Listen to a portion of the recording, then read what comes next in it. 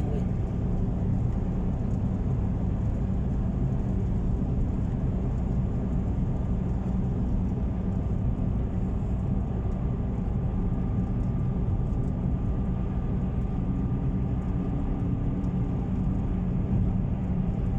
เป็นหนังกระจกรถแน่กระจกรถ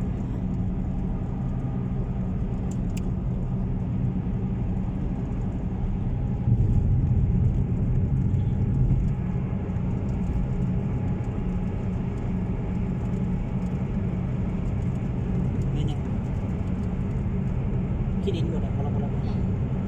ขี้ดินมาสิเอาพริกใส่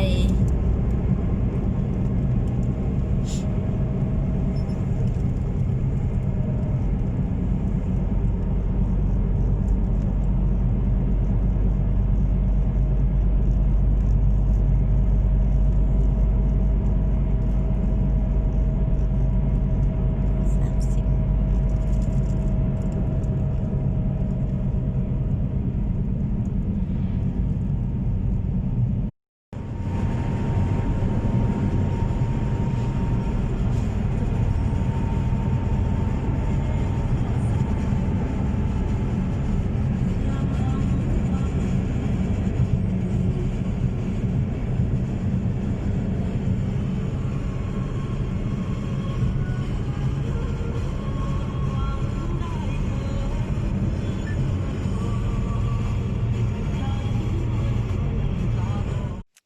โอ้นาลง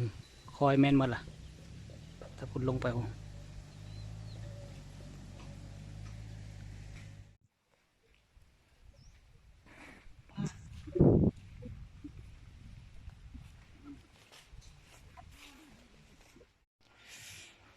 ตอนนี้เราก็มาฮอดทำจังวังเวียงเนาะคำฮอนในแหละบรรยากาศก็ซบเซาเนาะนอนอย่างเพราะว่าช่วงนี้ก็ช่วงแบบโควิด